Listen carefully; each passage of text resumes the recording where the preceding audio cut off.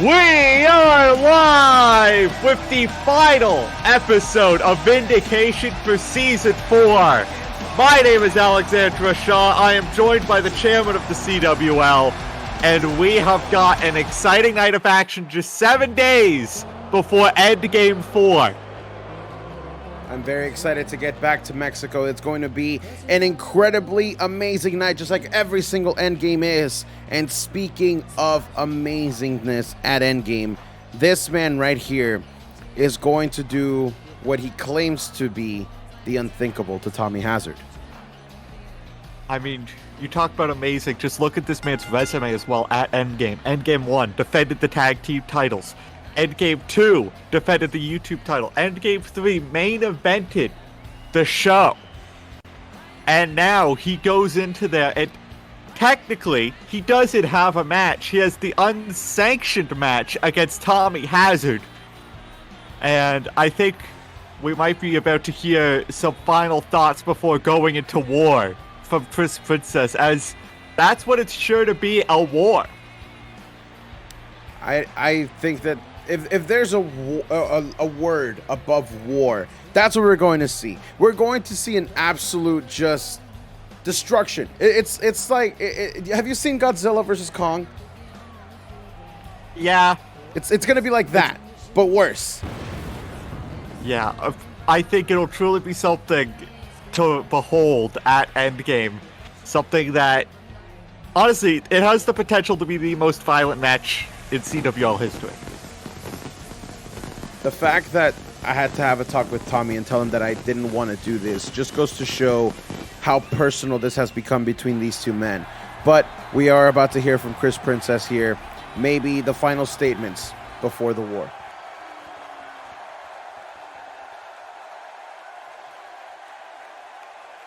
So what do I think of my matchup with Tommy Hazard? Well, I know it's not going to be easy on me. I've been here since year one, and I have witnessed the carnage that Tommy Hazard has brought. I have witnessed him break people that he hates, people that were supposed to be his friend, and people that had never even interacted with him to that point. Hazard is a cold, uncaring god to the CWL superstars, and he will stop at nothing to preserve his legacy, and he used this matchup as his last chance to cement that legacy. And I think it would be quite foolish to say here that I am not scared of Tommy Hazard, because I know what it feels like to be in the ring with him, and I know how he destroys a body. I know how he breaks a mind and burrows deep in the psyche of his competitors. And I know that winning this matchup means everything to him. But I never claimed to not be a fool, because I am not scared of Tommy Hazard, and I am not scared of this matchup. Tommy Hazard has taken everything he possibly could from me, and now he's trying to take my family away from me, and I will not stand for it any longer. The Hazard we see today is a shadow of the former Phoenix who stood before him. The only thing standing from his former self is his massive ego, an ego which is about to drag him straight to hell. because I have been underestimated for my entire career, because I was never supposed to make it in this company. I was never supposed to beat Starfield. I was never supposed to walk out of that chamber YouTube champion, and I was never supposed to beat Ace Anderson. I was never supposed to be more than a running joke. And now I see one more person underestimating me, and I see one more who will fall. And I do not want this matchup to go down in history. I want this matchup to be scrubbed from the books as soon as it's done. And the only people who did witness it to feel unwell, uneasy, and uncomfortable, thinking of the mauling of an old, broken man. And the ending of this superstar's career has been brought to you by yours truly, Chris Princess. And we've talked a lot about statements sent, but Chairman, that was a statement of intent. Chris Princess looks to not just end the career of Tommy Hazard at Endgame, but I think he looks to do irreparable damage to the life, to the health of Tommy Hazard.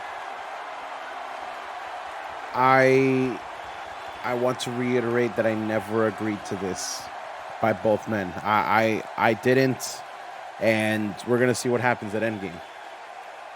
Well, speaking of Endgame, these are 4 women who will not be on the show of shows. Olivia Mistral, Alexandra Marie, Daniel Wright, Catherine Love, all had absolutely killer seasons, but just barely missed the mark to make it on the grandest stage of them all. Now, they get one final chance to leave a lasting impression before the season closes out.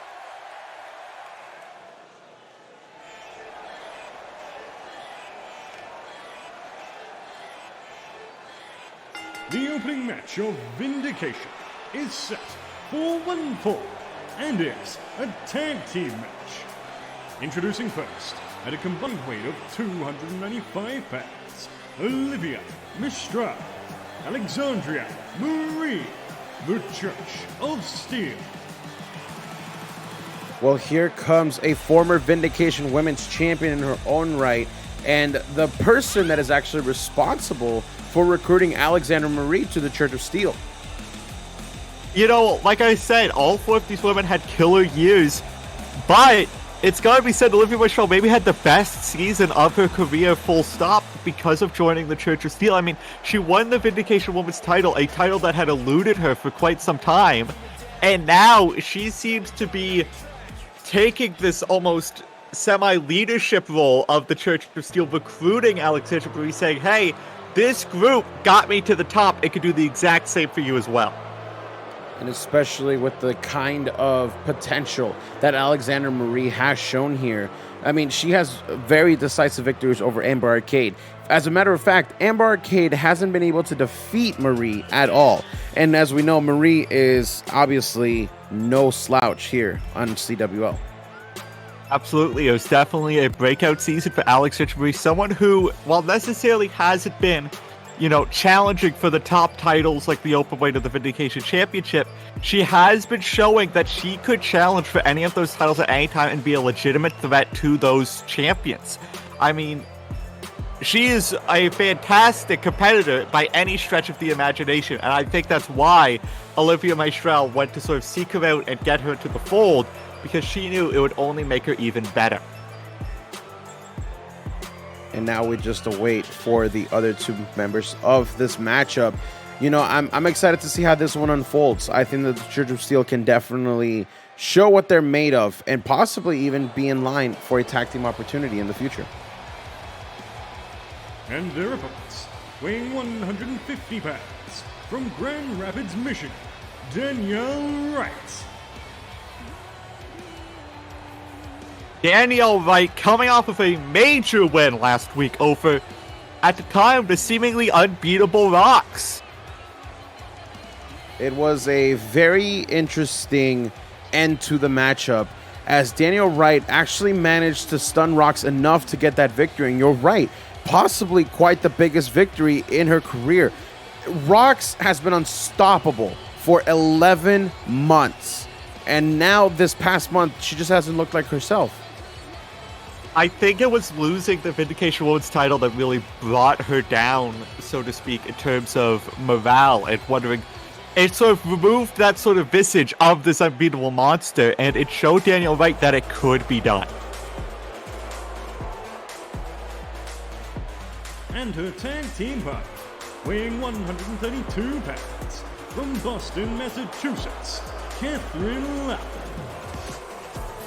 And you want to talk about successful champions here in the CWL.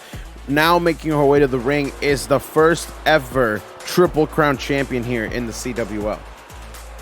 Yeah, the first ever Women's Triple Crown champion, the Openweight champion earlier this season, the leader of the Vindication team at Battle Lines. She had an accolade-filled season this year, but it's got to be said she's sort of not been able to stick the landing in these past couple months. And that's something that's a bit of a shame if you ask me, because Catherine Love has all of the potential to be one of the truly feared competitors here in Vindication. However, it did kind of come crumbling down there at the end. But she showed that when she's on, she's going to be completely one of the greatest. It's what she did to Marilyn Benson earlier in this season to win that Openweight championship. Absolutely, and if I'm the Vindication or the Nemesis roster at next season, you've got to keep an eye on Catherine Love, because she is someone very similar to Alexandra Marie who could challenge for a top title of this company at any time and be a major threat.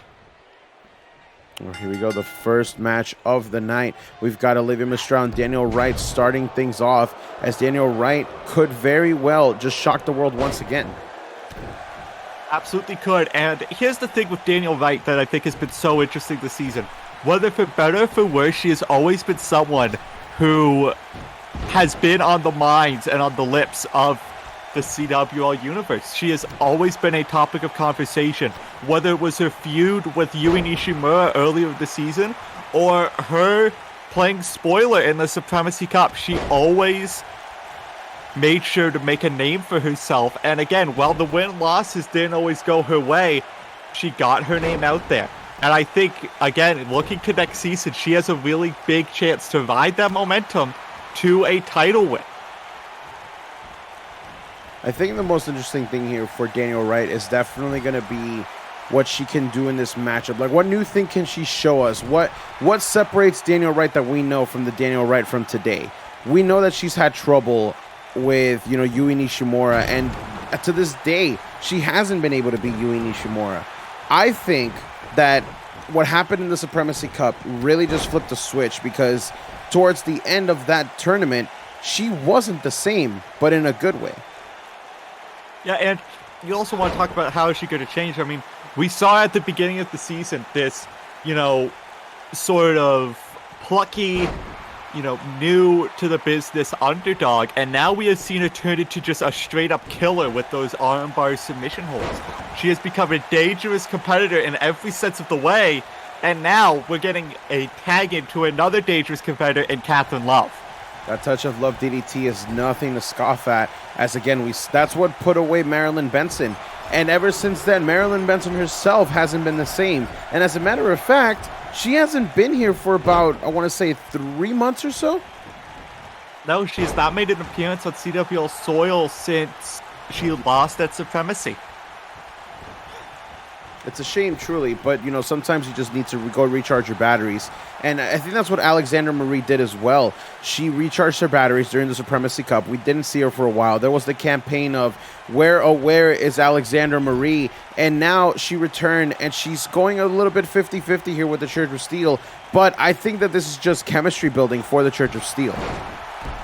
Yeah, well, right now all the chemistry appears to be between Danielle Wright and Catherine Love as they send Marie spiraling into that turnbuckle, as now just targeting the arm.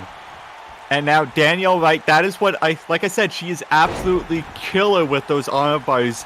Alexandra Marie needs to start taking notice of that and needs to make a tag desperately. Here, look at that. Daniel Wright is just starting to try and pop that shoulder out of the socket, possibly setting Alexandra Marie up for the No Mercy. We know that No Mercy Kimura lock has been absolutely deadly over the last few weeks.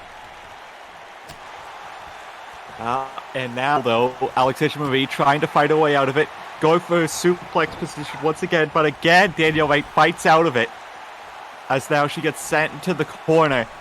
And I think she's looking to do even more damage to the arm of Alexandra Marie. Just sends her flying down onto the shoulder, all of her own weight being used as a weapon, because Danielle Wright right now is showing her absolutely no mercy. The Kimura lock is locked in. This is what we had talked about earlier. And just like that, Danielle Wright picks up the victory for her team and makes Alexandra Marie tap out. What a showing from Wright and Love. And like I said, all about getting the momentum going into next season.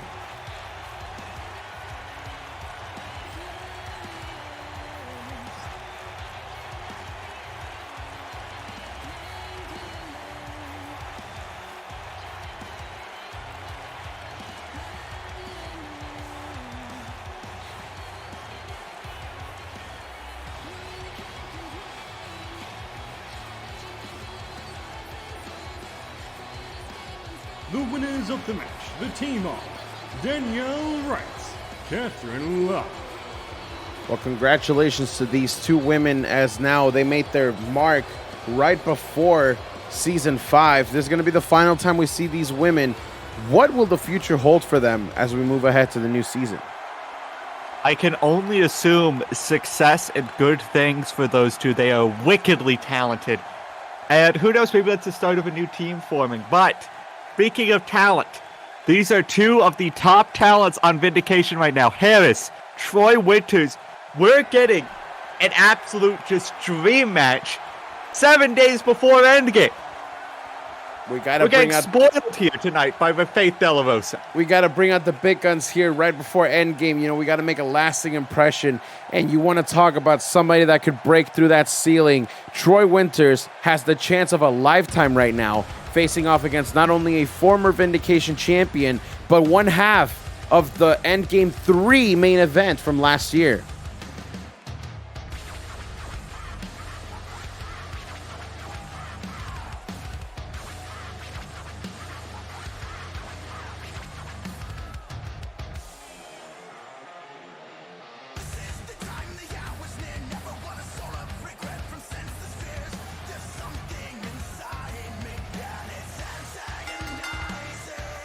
The following match is set for one fall. Introducing first, weighing in at 323 pounds, from Montreal, Canada, Troy Winters. Troy Winters has been absolutely dominant since coming here to Vindication. That's no shock to anybody. But it's quite easy to say this is going to be his biggest challenge yet in Harris. Harris is just on a complete other level compared to some of the talent Troy Winters is facing, and I think this is going to be the true test to see where Troy Winters stands in comparison to the rest of the Vindication roster. I have to wholeheartedly agree here. You know, Harris has had, or I should say, Harris Season 3 was quite possibly the biggest story that we have ever had here in the CWL. Season 4, Harris, you know, he kept trying to get back up there, but there was a lot of backstabbing by Michael Young, and just you know, a lot of things that would affect not just, you know, your ability to perform, but also your mentality, if you will. Harris has tried to overcome it, but he hasn't been the same. But that doesn't mean that he's not to the level that he can perform at, that we know he can perform at. Absolutely. It's more so about the potential of Harris that is scary for Troy Winters right now, because there's the potential to be brutal.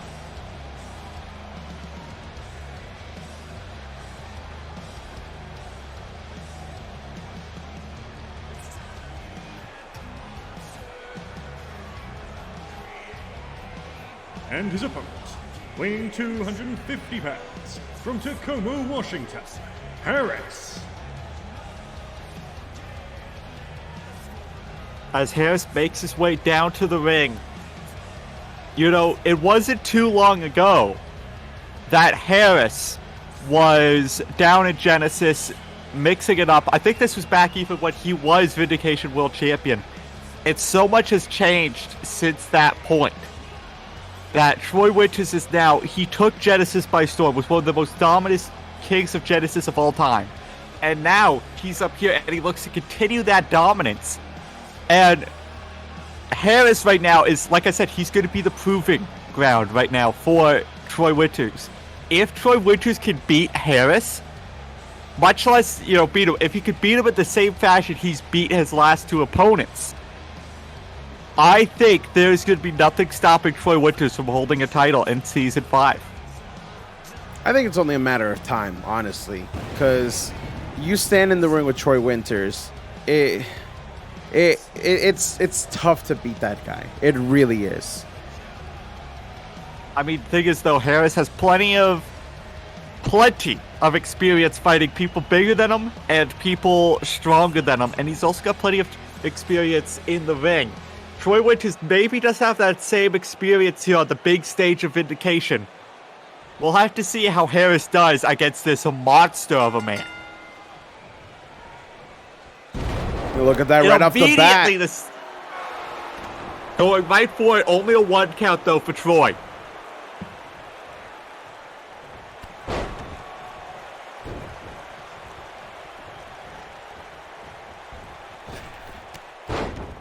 As he gets sent off the ropes, huge jumping knee there from Winters.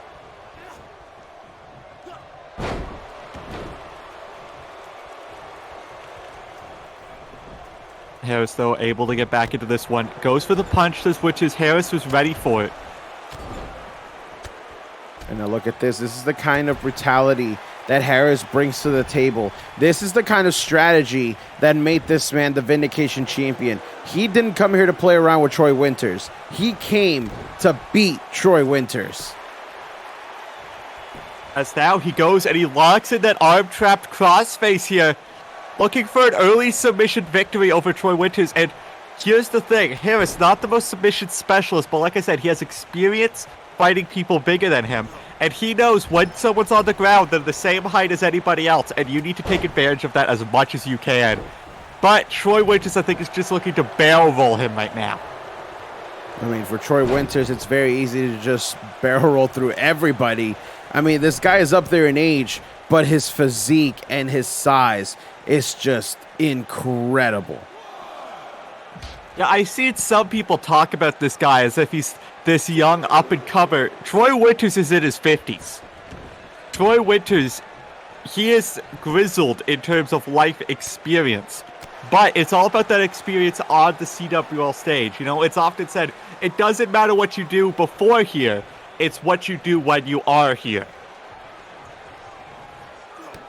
And look at that, you can see it right there. Harris trying to use, I guess, what speed he does have over Troy Winters, but Troy just keeps catching him and planting him down with the different variation of spine busters. And I guess now we're going to go for a ride with these power bombs.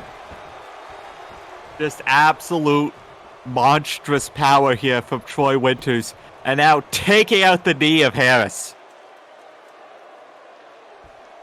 Smart plan, if you ask me here.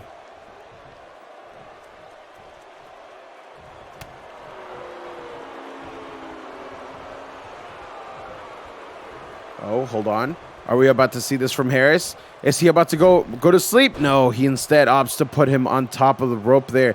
Maybe trying to get a little bit of extra breath out. Oh, try to go for the stunner, but Troy Winters able to push him off. Very, very great scouting there from Troy Winters. Now, just look at that Beal toss. All the way it goes. Harris is not a small man, Chairman, but Troy Winters is throwing him around like a rag doll. Now just starts slamming his head into the corner. Troy Winters is really bringing the fight to Harris. I don't think anybody was really expecting this. I think a lot of people expected the veteran expertise of Harris to overcome Troy. Well, it might still do just that, but Troy has definitely been putting up one hell of a fight against Harris. Harris breaking out the backslide driver, but Troy immediately fires to his feet. Oh, and he just walks right over him. The disrespect there from Troy Winters. Now just trying to rip the arm out of the socket of Harris is Troy Winters. Just absolutely destructive power. As now he's calling Harris to his feet. Troy Winters might be looking to put this one away once and for all. Huge high ankle spine buster. Sits out into it. And Troy Winters has just pinned Harris. My jaw is literally wide open. I am in shock right now.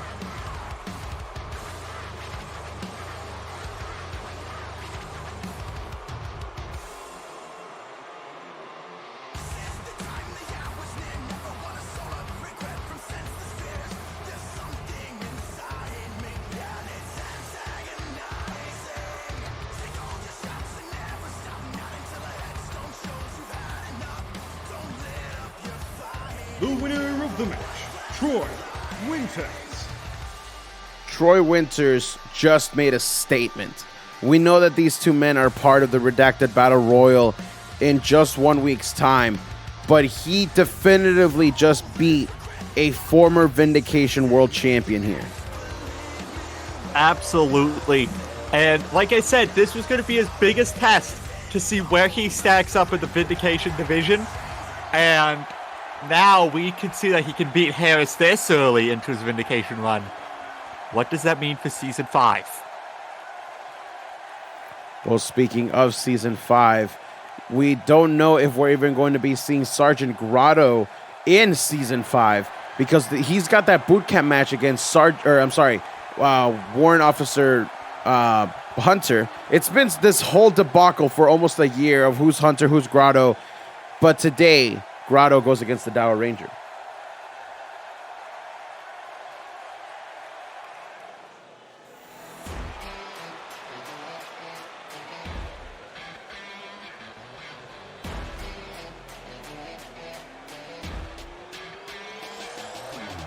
The following match is set for 1-4.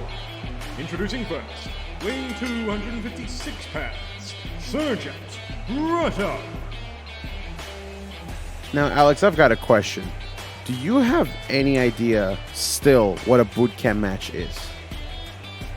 No. And unlike my other broadcast colleague, I'm not going to attempt to make something up. But if I had to guess, boot camp is considered one of the most rigorous trainings in all of the Army. I mean, think of how many people don't even make it past a boot camp when they're applying and trying to get into the Army. So this is going to be maybe the true test to see who is the true, I guess, Sergeant Hunter, Sergeant Grotto, whatever you want to call it. Because if they can make it through boot camp, they can make it through anything. It's definitely going to be an experience, not just for us, but also all the CWO fans here. At the end of the day, I am just glad that Sergeant Hunter or Sergeant Grotto, again, whatever they're calling themselves, that this saga is finally going to come to a close. This has been a mystery ever since December at Merry Mayhem when we had the return of Sergeant Hunter. And, you know, I'm ready for this whole thing to just be done. This has been too personal, and it's got to come to an end. So it just makes our jobs harder. So if this is truly the end of this, to truly define who's the definitive Sergeant of CWL, I'm sure it's going to be one hell of a contest.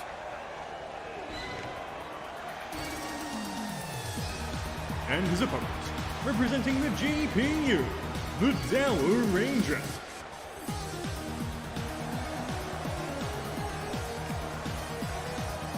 You know, we've been talking all night about people having breakout seasons. Dower Ranger this season went from someone who was, frankly, an afterthought of a competitor to becoming a true challenger to the top brass, to the top level of CWL. He nearly won the YouTube championship earlier this season.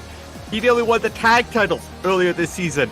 He is someone who has absolutely come out of his shell, broken out, and has become a huge threat. And tonight, he could be a huge threat to Sergeant Grotto, especially because Grotto seems to be on a little bit of a losing streak.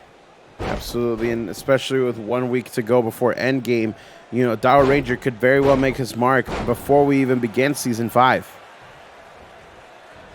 Yeah, I mean, a win over Sergeant Grotto, a win in general over any of the opponents here at CWL is big. And like I said, tonight is all about getting that last bit of momentum going into Endgame and going into the new season. We know Del Ranger, he's not in the Redacted Battle Royal, he's not going to be showing up at Endgame. But if he could get that momentum, who knows? Maybe he'll get a title shot on the very first night after Endgame. We've seen it happen before. We could also honestly even see Dow Ranger make the move to Genesis or even Nemesis for that matter. Because as we know, we shake the rosters up here once a year, and that's going to be a very exciting time, and we don't know who's going to end up where. Absolutely. I mean, and that's why I've been saying all night that all rosters need to take notice of every match there is. I mean, because, you know, let's not play dumb. Any of these superstars could show up on any brand after Endgame. This could be the last time we see either of these two men on the orange brand. You saw that right there. Sergeant Grotto just flipped over Dow Ranger, trying to like almost, I think, behead the robot there. You know, I've got to ask from the macabreness of my heart, if you were to behead Dow Ranger, would like there be wires or would there be like oil that comes out? Would we be able to show that on television? Allegedly, he is just a fighting robot. But from other sources, I've heard that it's a man under that suit. I legitimately don't know. I legitimately do not know. Well, we could spend all day questioning if robots like Dow Ranger dream of robotic sheep, but right now, he might be going to sleep right now if he keeps taking any more damage to the head, as Sergeant Hunter has just been lighting him up. Sergeant Grotto. Sergeant Grotto drops that leg right there in the middle of the stomach. You know, I'm gonna be doing some extensive research. Oh my God! Oh Jesus! Grotto. Yeah, that lariat.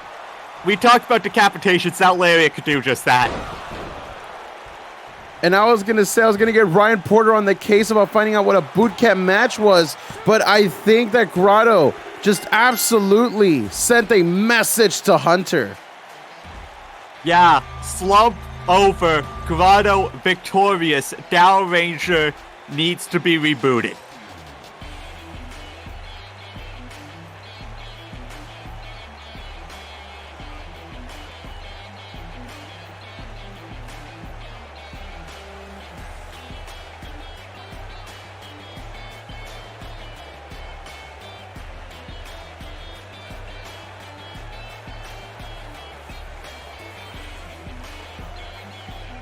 The winner of the match, Sergeant Grotto. Sergeant Grotto with the absolute message sent to Hunter, as we are now just a few days away from finding out what this boot camp match is. And ladies and gentlemen, I'm going to try my best to get you that information. We're going to get with Ryan Porter and find out exactly what a boot camp match is. And, you know, speaking of Endgame, here comes the man that will be defending his YouTube title against Pistolero. And last week, we actually saw Griteri get attacked backstage. We haven't gotten an update yet, but I think that's about to change. Pistolero, it seems like you just couldn't wait to get your hands on me until Endgame. Eso solamente me enseña el tipo que hombre que eres. That just shows me the kind of man you are. After last week, I can confirm I'm not 100%. Hell, I'm not even supposed to be here tonight. But why? Why am I here? Permite decirte, if you want to put me down, you're going to have to put me down on my terms. Pistolero at Endgame in La Ciudad de Mexico. It's not only going to be Griteri going against Pistolero for the YouTube Championship. It's going to be Griteri going against Pistolero in a Mexican street fight. And after I pin you, you'll apologize and respect me and my people forever. aunque te guste o no te guste. A Mexican street fight?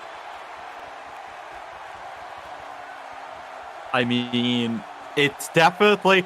We've got a lot of stipulations going into the game. We might not understand all of them, but through my time in the wrestling business, I know if you're going into a street fight, whether it be Mexican or otherwise, you best be ready for a war.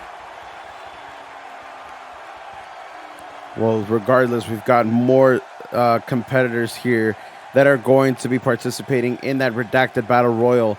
Earlier, we saw Troy Winters defeat Harris and make his name, basically, if you will. And now Lucas Bunn and Jasper Starr, two other members of that match, are going to mix it up here on Vindication. Yeah, we've got, and also not just two members of Redacted Battle, but two of sort of the next generation of Vindication and of CWL. Lucas Bunn and Jasper Starr, they have been sort of those blue chipper prospects this season. This could be their big moment in the Redacted Battle Royal to finally reach that upper echelon.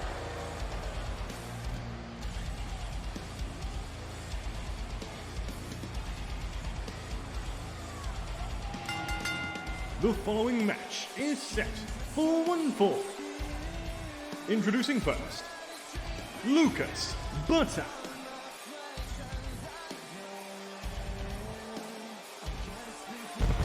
Lucas Button is someone who has taken the Vindication roster by storm ever since making it up here from Genesis, and he came so very close to being in that chamber match for the Vindication World Championship. And I've got to ask, Chairman, we saw William Black, the man that beat Lucas Button, win the title.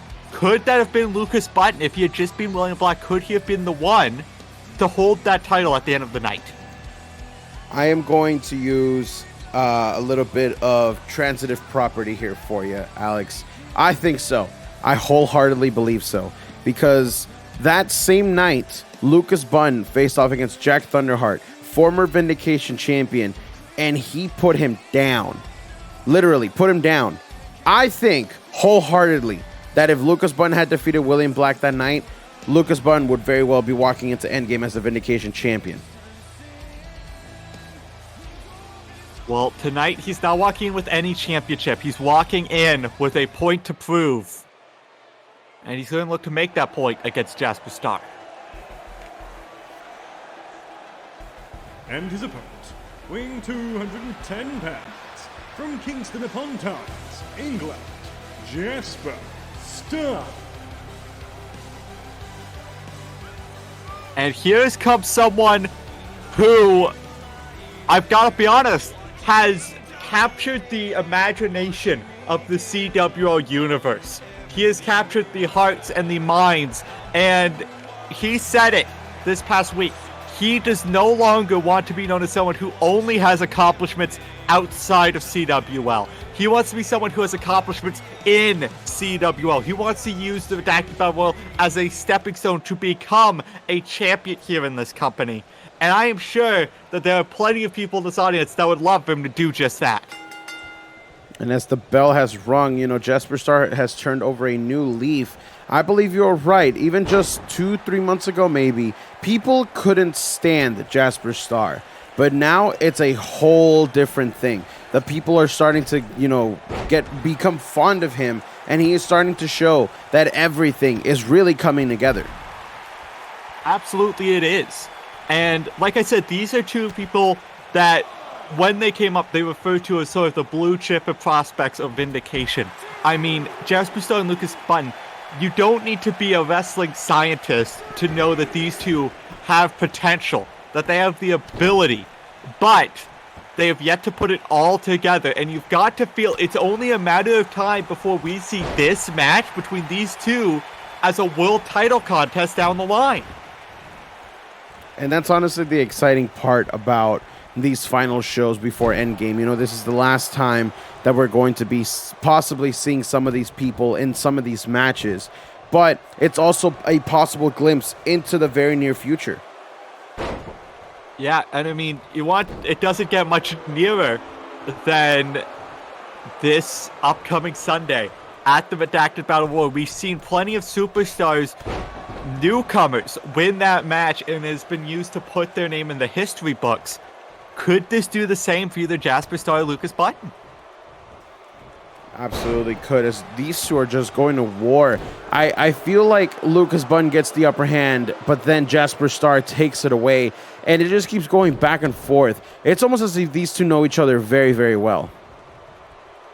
Yeah, I mean, you've got to feel that they've been scouting each other for this match. I mean, Jasper Star, he is someone who, you know, like I said, he can be brash, he can be inexperienced at times, but that doesn't mean he doesn't beat up on his opponents, but sometimes he can still get caught as he gets locked into the small package here.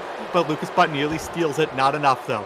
And Lucas is just the same. He's had the opportunity to watch Jasper Star. Like I said, you know, because he came so close to closing it out and getting in that world title match, that when he didn't, he was having his eyes glued to the screen when William Black won the title, and he would have seen how Jasper Star operates in that match. Absolutely, and now look at this. Jasper Star very much in control. Goes up, plants Lucas Button down. Could this be it for Jasper Star? The fallen star is not enough to fell Lucas Button, as now he picks him up, and I think it's just like to continue the damage, but Button just shoves him off to the ground. Button tried to maybe use some extra strength here against Jasper Star. Maybe something we're not too used to seeing from Button. Now look at that. Lucas Button just puts Jasper's face into the top turnbuckle and now connects with that back elbow from out of nowhere. That effect that would have on the jaw is monstrous. And now Lucas Button, I think, is looking to put this one to bed right now as he locks in that Kanahajime, that crossface chicken wing, locking that arm around the throat, trying to get the submission victory over Jasper Star. This is one of Jasper Star's maneuvers as well. Both of these men know it so well, but Jasper able to not only loosen the grip, but also escape the hold with an elbow to the face. And Jasper, you know, he's got to be feeling that he needs to start putting this one to bed quickly, because he can feel the momentum swap into the position of Lucas Button as he calls him up to his feet, and now looking for a crossface chicken wing of his own. We've seen this multiple times before. The Nova lock is locked in. No way for Lucas Button to go. Referee in perfect position. Will he be forced to tap out? It's very close. It's very tight right here, but just like Lucas Button couldn't put away Jasper Star, Jasper Star himself couldn't put Lucas Button away. He's not done though. He's immediately locking in another submission here. Locking in this clover leaf. Lucas Button so close to the ropes, can't get a firm grasp on it. Look at the knee just being driven right into the lower back of Lucas Button. That kind of pressure is something that you only learn how to apply through experience. And now Lucas Button is trying to fight back here. Rocket arrow. Lucas Button does the deal and gets back into this match, but Jasper Star, I don't think it's going to stay down for long. European uppercut. Goes for the down low shot, TNA kick. Just laying in the combination, goes for a cutter, gets blocked, crashes in with the forearm, gets caught though with the elbow strike. These two going back and forth, forearm to the back by Jasper Star, but an elbow connects with Lucas Button. Button now sends him over the ropes to the outside. These two men want that extra momentum going into the redacted battle royal. We know that that accolade would mean so much to both of these men, but only one person can win it all. Now Jasper and Button brawl on the outside as Lucas gets into the ring. Jasper quick to follow. Oh, now, he got caught. Fallen Star connects. Is that going to be and it? Two. But Lucas Button gets the shoulder up some way. Jasper Star obviously furious with the referee, but the referee just doing his job. Now, looking to put that exclamation point, not wanting to waste any more time on arguing, just wants to end it. The Nova lock wrapped around the throat.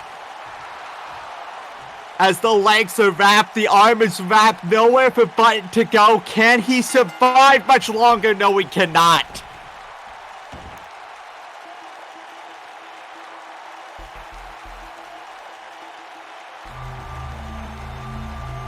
What a victory from Jasper Star.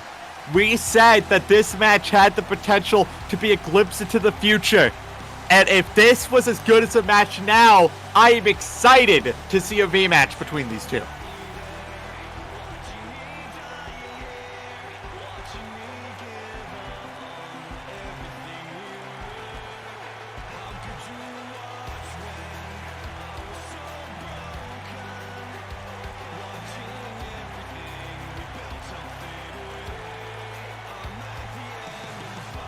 The winner of the match, Jasper Star.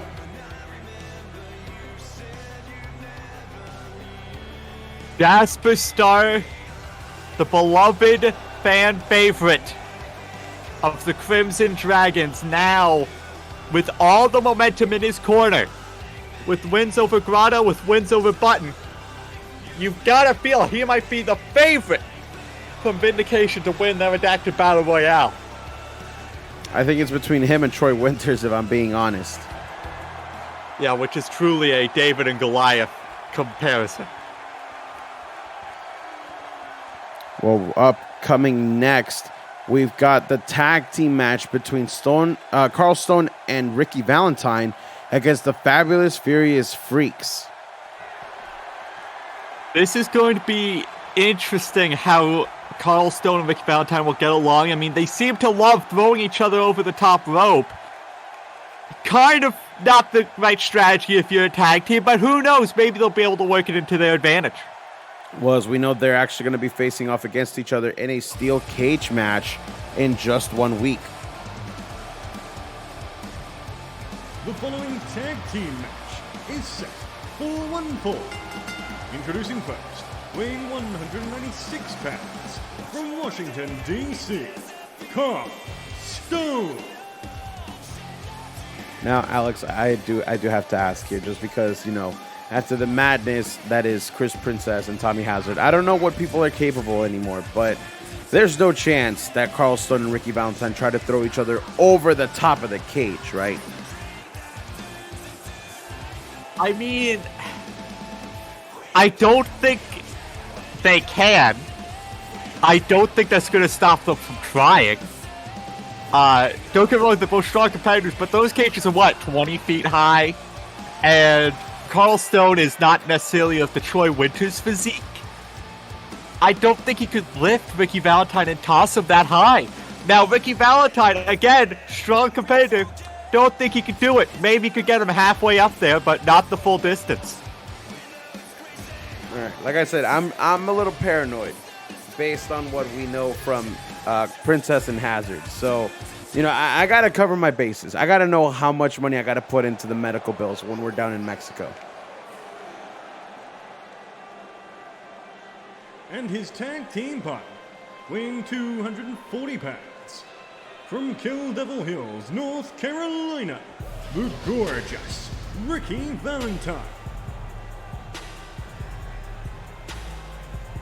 And here's a man who is no stranger to the bright lights and the big feel of Endgame. I mean, he main evented the first ever Endgame as Nemesis World Champion, and he has been a staple of the event ever since.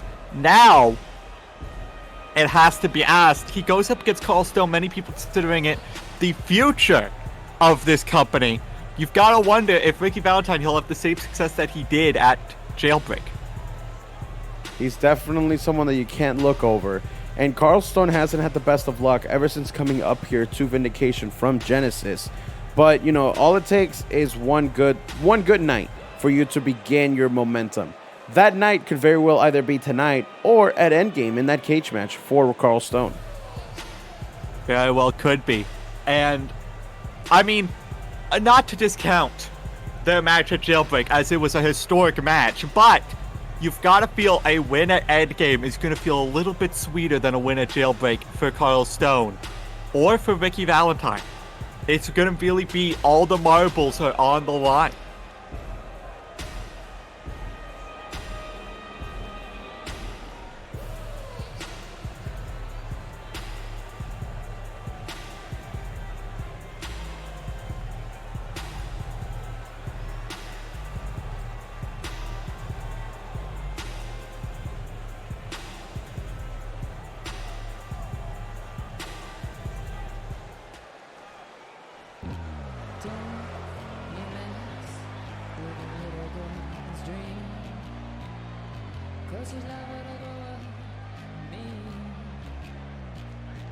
And their opponents, at a combined weight of 655 pounds, Flapjack Carter, Kaz, the Man, the Fabulous, Furious Freaks. My biggest question about the Fabulous Furious Freaks coming out here for this match right now is that last week we saw them in action against the Broken Standard, where unfortunately they were put away rather easily by the champions. Do you think that's going to affect their mentality coming into this matchup here against the rather inexperienced team of Valentine and Stone? Here's the thing, Chairman. I think if you asked that about any other team, it'd be like, yeah, any loss would have damage on the psyche. I don't know if the psyches of Flapjack Carter or Kaz the Mad could get any more damage. I mean, the Fabulous Fury Freaks are not the most mentally sound group in CWL. You've got a crazy redneck clown in Flapjack Carter. You've got a very tall, very dangerous, multiple personality man in Kaz the Mad. You've got whatever Chris Princess is. They are not necessarily the most well put together group, but they are dangerous, and I think that's what Carl Stone and Mickey Valentine need to worry about tonight. And here we go. The bell has rung. This match has been made official, and now you see Flapjack Carter just pushing Carl Stone away into the corner. Ricky Valentine's just shouting a few words of encouragement, but Flapjack Carter gets that shot in, and Ricky Valentine getting involved right out the bat. And we know Ricky Valentine and Flapjack Carter have their history. Flapjack Carter beating Ricky Valentine for the Twitch title and forcing him to go bald, I think, in subsequent weeks. I mean, you've got to feel that there's still a little bit of bad blood on the side of Ricky Valentine for that one. With how much he cares about his appearance and being the gorgeous one. I do have to agree. I think that was the most defeated and maybe embarrassed that we have seen Ricky Valentine here in the CWL. I mean, I've got to be honest, he rocked the no hair well, but that doesn't change the fact that, you know, it was definitely a shot across the bow of his pride and of his ego to lose, especially when this was so early in Flapjack Carter's career when he was somewhat of a relative unknown competitor. And now look at this. Carl Stone sends Flapjack into the corner. Could he possibly be thinking tag team move here? And we see the tag. Now Carl Stone going up top. What has he got in mind here? Look at that. Jesus! Powerbomb by Ricky Valentine. Shades, a former Order member, Maverick Dallas, rest in peace. But what a combination from those two. 100% something that they had to have been working on. That just shows me right there that they were ready for this match. That wasn't just an accidental, oh, I'm going to do a Hurricane Run into a powerbomb. That was calculated. Yeah, you don't just Frankenstein him into a powerbomb and not talk about it beforehand. Not even the greatest of improv artists, not even George Callan could do something like that just on the fly. Here, look, now we see Ricky Valentine starting to turn up the pace. This is why this guy is a former Nemesis champion, why he is a former main eventer of Endgame, as he picks up Kaz into the shoulders, but Kaz able to reverse that into a reverse DDT. And now picking him up onto his feet. These two obviously have history, both of them Season 1 originals. And we see Kaz just laying out Valentine there with that Uranage. And now he's got him up. Death Valley Driver. Immediately into the cover. Valentine, though, gets out at 1. Ricky Valentine now shoots off Kaz into the ropes. Catches him with a pop-up power bomb. Beautiful form on that. It's now Ricky Valentine going for a figure 4 leg lock here. A call back to Maverick Dallas, and now a call back to his idol, Ric Flair. Kaz the Man is in deep trouble right now as he has bridged up on that figure 4, turning into a figure 8, but Kaz able to escape it. You know, Ricky Valentine was very slow to get to his feet, but as Kaz was rushing in with the clothesline, he got caught and put on top of the rope. And now you hear the woo here across the arena from Ricky Valentine. And we saw him hit the flapjack on Kaz immediately in front of Flapjack Carter and go into the strut. Yeah, I think he still hasn't gone over the whole turning into a Chrome Dome thing. I've got to be honest.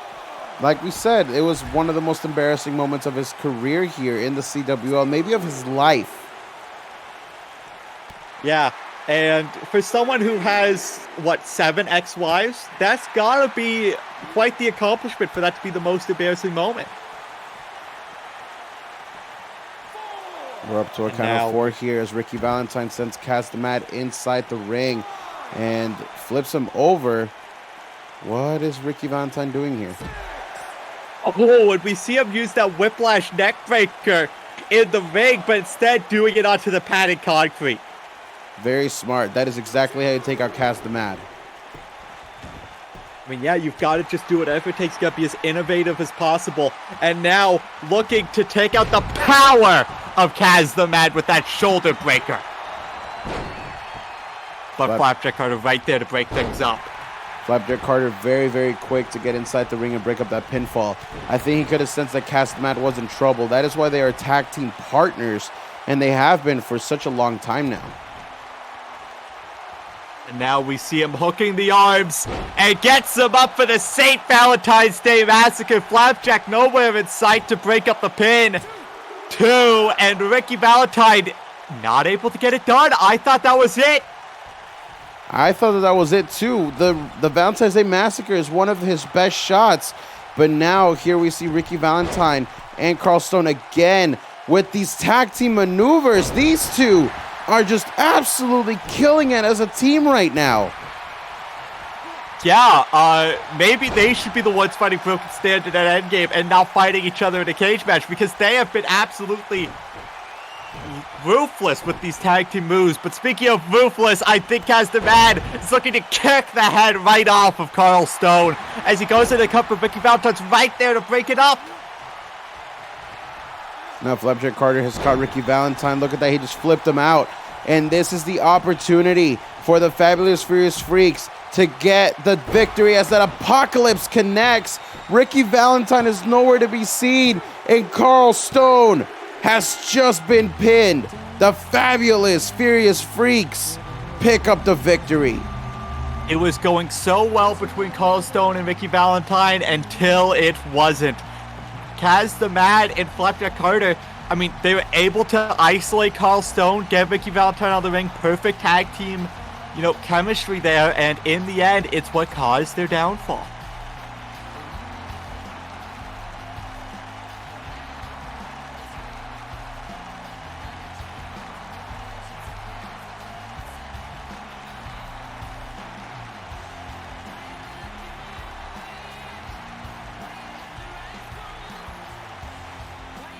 The winners of the match, the team of Flapjack Carter, Kaz the Mad, the Fabulous Furious Freaks.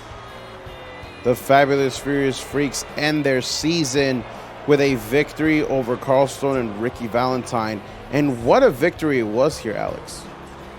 Absolutely. And like you said, they picked up a loss to Broken Standard. They needed to pick up a win to bounce back, and they did just that. And I was originally wondering how big of a win, they weren't an official tag team, doesn't really count as much, but they were bringing it with Ricky Valentine and Carl Stone, and FFF was still able to put them down. Well, before we get to our main event, it looks like we're going to be hearing from Amber Arcade here for just a minute. As we know, she is going to be facing off against Taylor Jones in a very, very personal matchup between the two. A grudge match. It's the definition of a grudge match between these two will be taking place at Endgame. And, we talk about Season 1 originals. These are two people that have been here since Season 1. And the animosity has never been higher.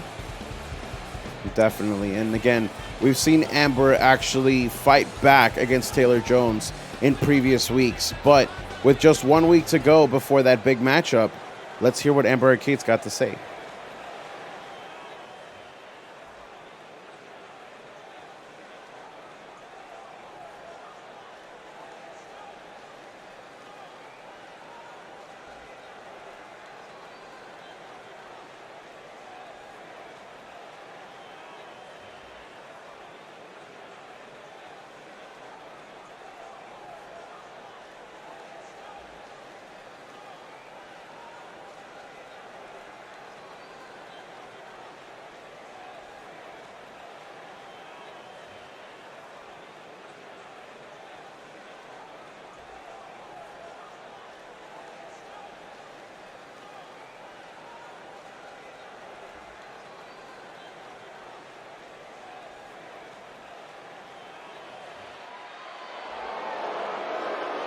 Well, here comes Taylor Jones. I don't think she liked the words that Amber Arcade was saying, but right before Endgame, these two women are just staring each other down. As we mentioned, this is entirely personal.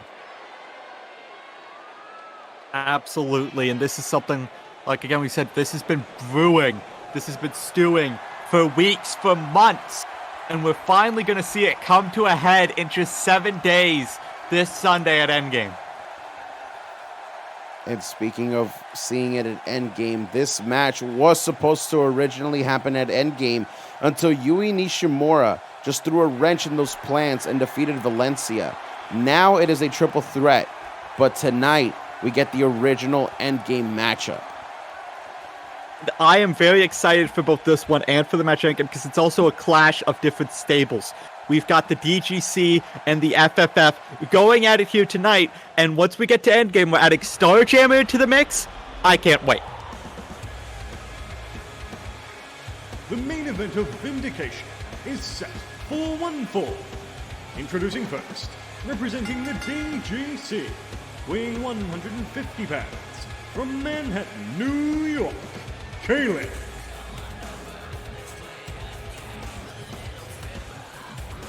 We've been talking all night about breakout seasons, and I have to just repeat myself once again because Kaylin, I mean, talk about a career resurgence in these past couple months. I mean, from going from, again, just being someone lost in the shuffle and looked over time and time again to fighting her way onto the Women's Battle Lines team to being an actual, nearly making it to the end of the Supremacy Cup. And now she's fighting for the women's title at Endgame. No one could have predicted this just 365 days ago.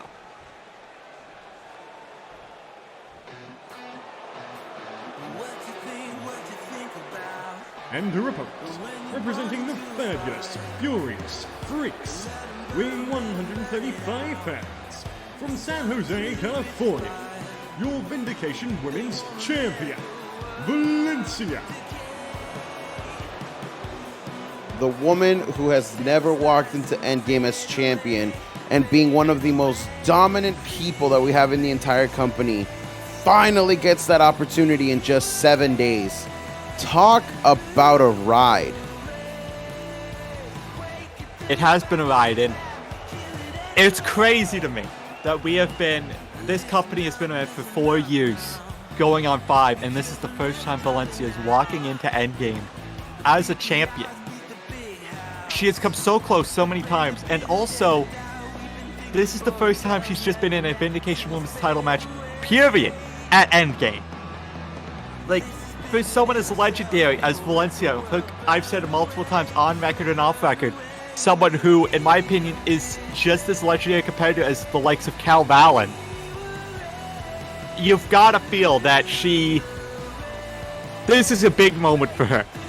Of all the moments she's had, of all the 6, 7, however many titles she's won in this company, this might be the biggest, going into Endgame as champion. I have to agree. You know, we talked about it at Jailbreak. She is a 7-time champion. In the 4 years that we have been a company, no one is even close to replicating that number with any championship. It's honestly shocking to me that John Spartacus, 3-time Nemesis champion. Who's next? Ricky Valentine, 1-time Nemesis champion. Kel Valen, 1-time Nemesis Women's champion. Rox, 2-time champion. We have 2, 3-time champions, but 7? That's insane. Yeah, and that's not even counting titles she has won all around the world. She's the current Wildfire Pro Wrestling Women's Champion. She has made herself an international star. She is so consistent. Because you know people are going to say, oh, she's 7-time champion. She lasted 6 times. Well, she was consistent enough to get back on the horse and get back to the top every single time. Absolutely. And honestly, the fact that she's finally walking into Endgame as champion is just a testament to her moxie and her desire to not quit. But she is meeting up against Kaylin, and as you mentioned, Kaylin has been on an absolute just incredible tear as of late. She defeated Yui Nishimura in 4 minutes last week? Beat Yuri Nishimura, beat Rox, beat so many people. There's a reason she got given this title shot at Endgame. It wasn't given because it was earned. And now here we see Kaylin in just absolute control of Valencia. Valencia hasn't even gone out of the gate. No, she hasn't. And right now, this is not a good look for Valencia because this was supposed to be her match in 7 days' time. If she loses here tonight, she would have lost to both of her challengers. And now here we see Kaylin again just taking the fight to the outside, coming back in, and just... this has been Kaylin's match all along.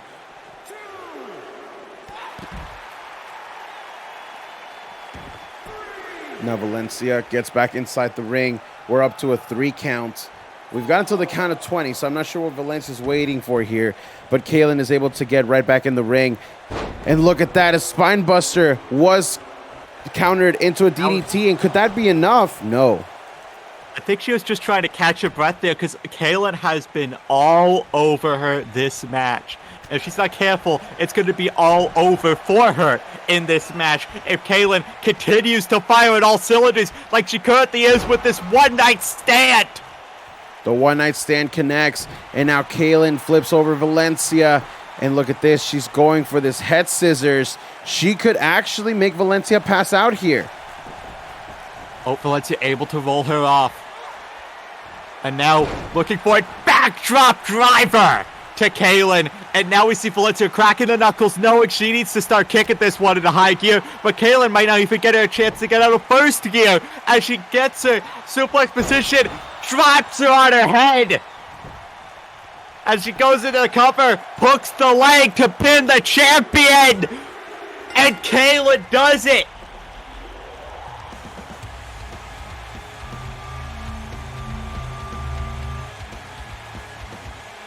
The winner of the main event, Kaylin. As Kaylin celebrates her victory over the women's champion, going into the biggest match of her career at Endgame. That is going to be all for Vindication this season. I've been Alexandra Shaw. He's been the champion. On behalf of the entire Vindication brand this season, we bid you a very farewell. Adieu.